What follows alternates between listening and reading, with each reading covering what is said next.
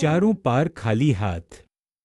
इस कहानी को सुनने के बाद तुम्हें समझ आएगा कि जीवन में धर्म, अर्थ, काम और मोक्ष की एक झलक भी न पाने वाला आदमी कितना खोखला रह जाता है।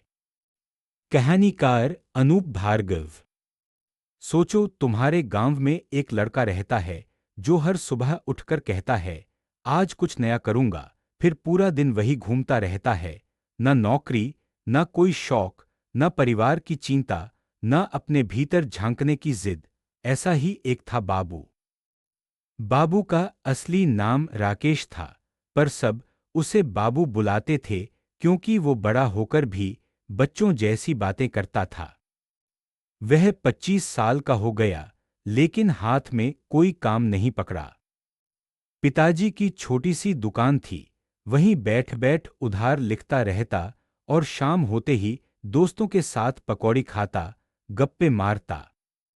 धर्म की बात आती तो कहता, भगवान तो बूढ़ों का सहारा है, मैं तो जवान हूं। अर्थ के लिए उसने कभी ठोस योजना नहीं बनाई, सोचता कल देख लेंगे। काम की बात आई तो इच्छाएं तो बहुत थीं, पर उन्हें सही दिशा न दे सका, बस मोबाइल की स्क्रीन पर खत्म हो जाती। मोक्ष तो जैसे उसकी डिक्शनरी में था ही नहीं, जीते जी मुक्ति की उसने कभी चर्चा तक नहीं की। एक दिन गांव में एक वृद्ध साधु आया। सभी उसके पास जा रहे थे आशीर्वाद लेने। बाबू भी गया, बस तमाशा देखने।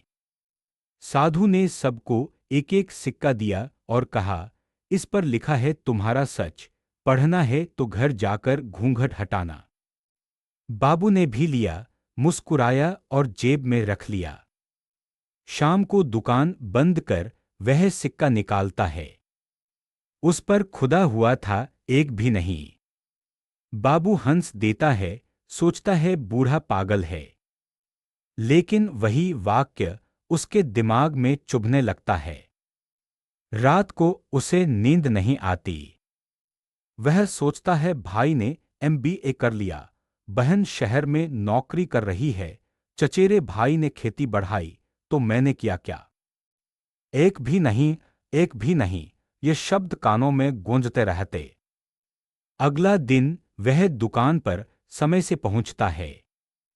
पिता हैरान होते हैं, आज सुबह सुबह। बाबू कहता है, पापा, मुझे सीखना है कि बही खाता कैसे मिलाया जाता है। धीरे धीरे उसने अर्थ का मूल पकड़ा, दुकान की बिक्नी बढ़ी, घर का खर्चा संभला। फिर उसने सोचा काम के बिना जीवन सूखा है। उसने वादक संगीत सीखना शुरू किया, मनपसंद बातें की, परिवार के लिए छोटे छोटे उपहार बनाए। इसी चक्कर में वह एक बालगरीब बच्चे को पढ़ाने के लिए भी राजी हुआ, धर्म का रंग चढ़ा। उस बच्चे ने एक दिन पूछा, भैया, आप जीवन में सबसे ऊपर क्या चाहते हो? बाबू के पास जवाब नहीं था। उसी समय साधु का वाक्य याद आया, एक भी नहीं।